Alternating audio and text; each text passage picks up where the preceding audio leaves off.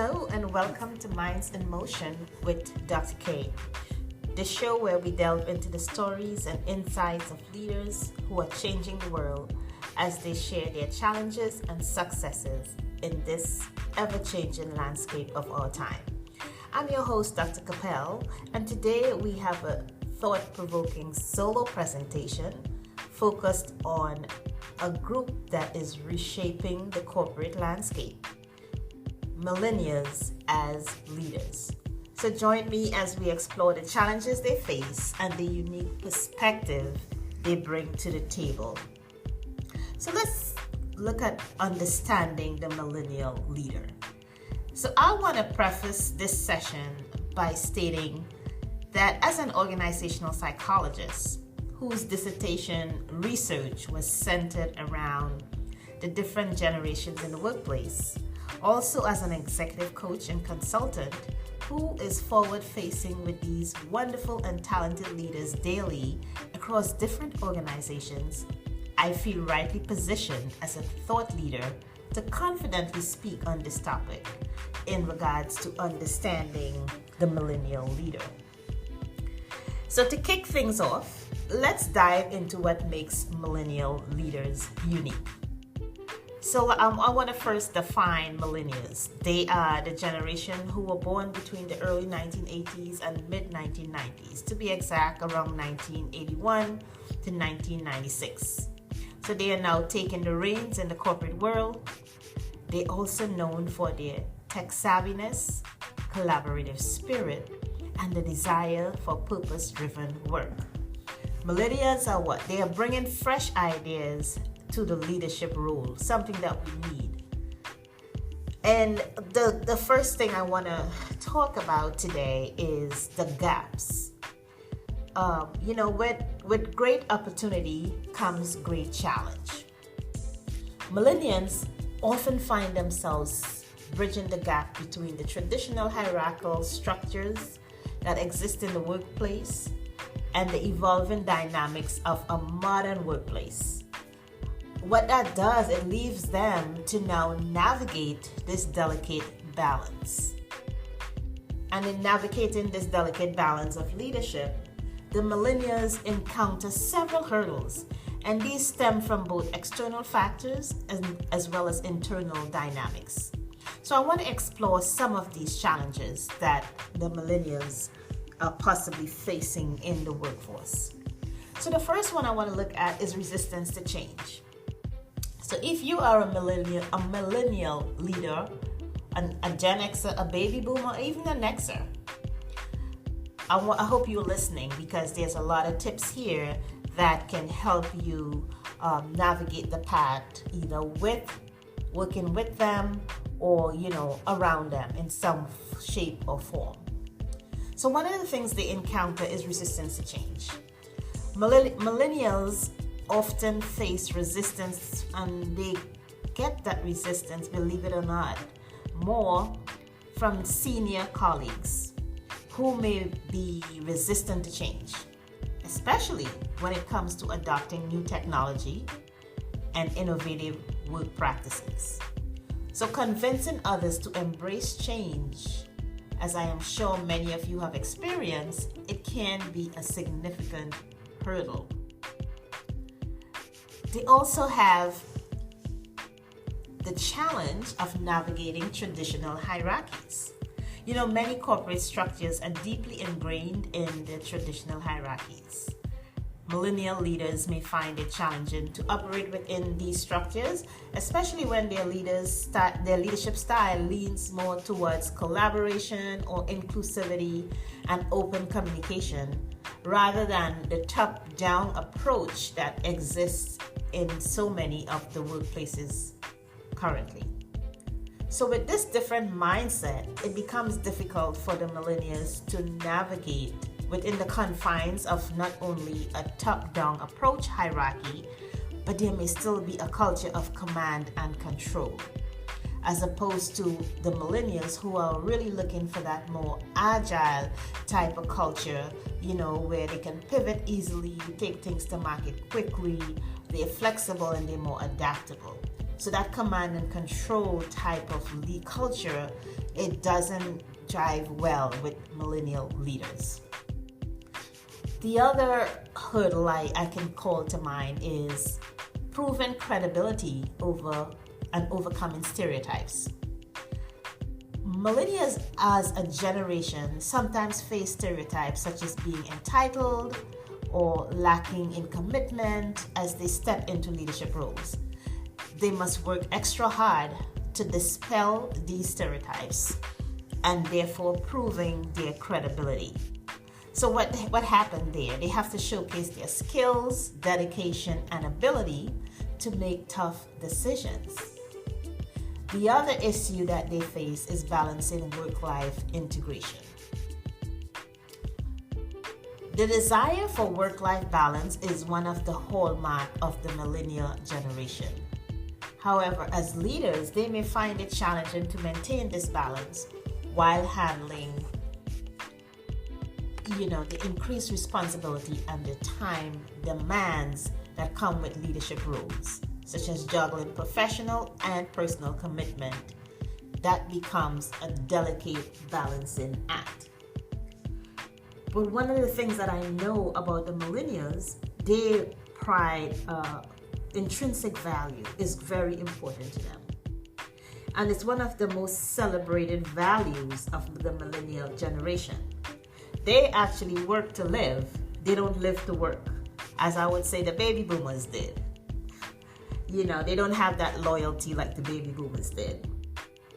It does not mean that they are lazy, and it does not mean that they do not want to work.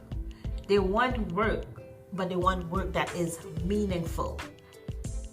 They want to work that where it is challenging, and they want it on their terms.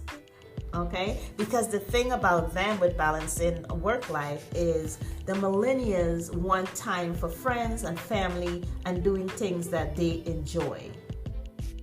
Not that they want to forego being upward mobile or opportunities for advancement, but at the same time, they show little or no reluctance to change companies in an effort to have it all. So their loyalty is not there.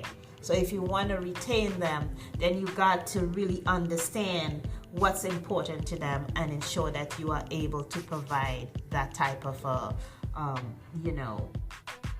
that on their terms, what they're looking for. Building effective teams is something that some millennials may have a little bit of a struggle with. What they do, they often prioritize collaboration and teamwork. But building and leading a high-performing team requires several things. A deep understanding of the team dynamics is one thing. Communication style. So one thing needed to assist is they've got to be able to be active listening. And active listening is a skill set, because a lot of times people listen to respond versus listening to learn or understand. So to have that communication style where they will be effective as they build teams is being able to become active listeners. The other challenge that they face is conflict resolution. Oh yes. So many leaders every week are struggling with having those tough conversations, because a lot of millennials are high in empathy. Attaining the ability to have those tough conversations is important to be able to lead from a strong place. But because of the empathy being high, there is a bit of hesitation to really have those tough conversations, because they're also very relational. So having those tough conversations bring about some uneasiness. So one of the things that I do pride myself in working is helping them how to have those tough conversations. As they navigate interpersonal relationship within the team, particularly when they're managing diverse personalities and their working style, they tend to struggle with having those conversations. The other area that I want to share is proving leadership competence. Given the stereotype that millennials are relatively inexperienced, proving leadership competence can become very crucial. So millennials must demonstrate their ability to make strategic decisions. Now, when I start looking at strategic decisions, there's a difference between working in the business, which is being more technical and dealing more with the operational side of things. But as you advance in leadership, you begin to work what I call on the business. And that's about being more strategic, being able to do long-term planning, having the vision, being creative and more innovative. It also calls for more people skills and less technical skills. And being able to handle crisis and guide their team towards success, thereby overcoming any skepticism about their leadership capabilities. So another thing that come into play, which is a discussion for another podcast, is executive presence. When you show up with executive presence and with that gravitas, one of the criteria is being able to have grace under fire, being able to bounce back quickly from adversity. So being able to handle those crises is key as you become that strategic leader in the current landscape that we're dealing with. How about managing multi-generational teams? Millennial leaders often find themselves managing teams composed of individuals from different generations. Each come with distinct expectations and communication preferences. So being able to bridge that generational gap and fostering a cohesive team culture is definitely a complex, if not daunting, task. So as they begin to navigate this clash of generations, being able to effectively lead their teams into the future can also pose a challenge, because it takes balancing these values with the demands of the leadership role. So let's look and see as they begin to navigate this clash of generation. Here, I want to share a few strategies that can assist with making it a little easier for millennial leaders. So recognizing the importance of clear communication, right? So being able to have clear communication, and adapt their communication style so that it resonates with the diverse generations. They leverage technology for efficient communication because, they're very tech savvy, but also valuing face-to-face interaction to build stronger connection with team members. That's also very important, having those face-to-face interaction. What about the bridge building, right? Implementing mentorship programs that encourage knowledge exchange between generations is one way that they can build some of those bridges. Also facilitating team building activities that promote understanding and appreciation of the diverse perspectives. Having the ability to also be culturally sensitive. And what do I mean? Encouraging an inclusive and open-minded culture, one that values the strengths each generation brings to the table. Addressing generational stereotypes through awareness campaigns and fostering an environment of mutual respect. So as a millennial leader, one of the things that is important is being able to also be emotionally intelligent. Again, that's another topic for another episode. But one of the key competence of emotional intelligence is awareness, right?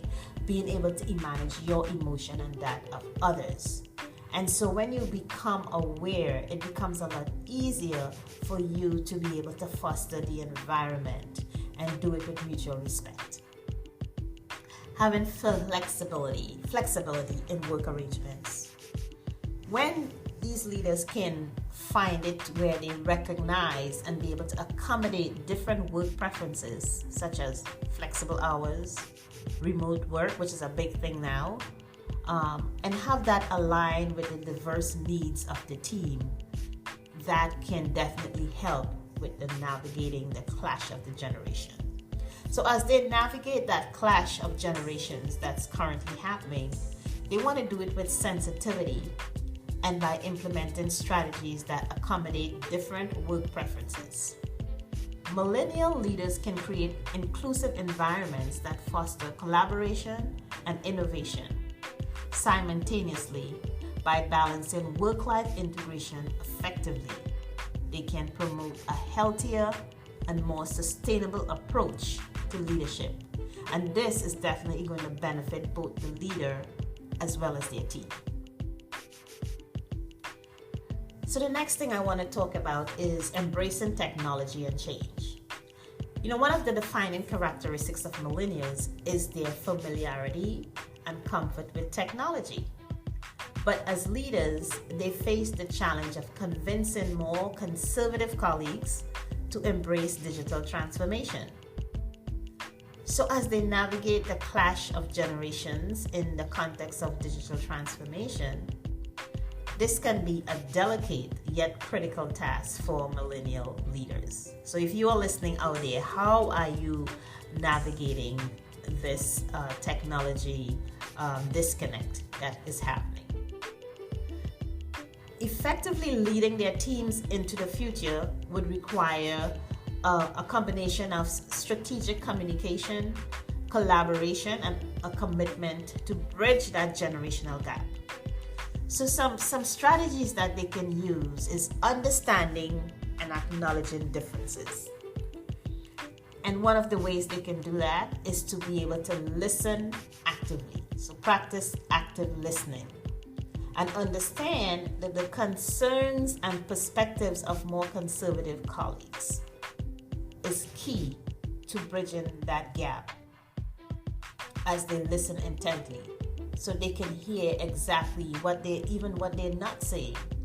Active listening to their experiences, their apprehensions about the digital transformation, the reason why they're resistant. You can learn all these things as you actively listen and ask open-ended questions.